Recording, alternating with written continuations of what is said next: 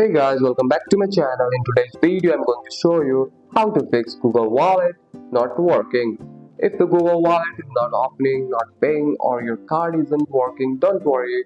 Most issues are easy to fix. First, make sure your phone is connected to the good internet. For that, swipe down from the top right corner of your phone.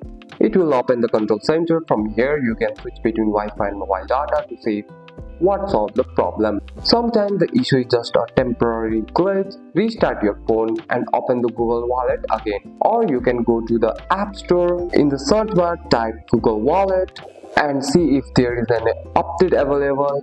If there is, tap update. An outdated app can cause payment problem. And make sure your NFC is turned on. For that, go to the phone setting, tap connection or connected device, turn on NFC. Without NFC, tap to pay won't work.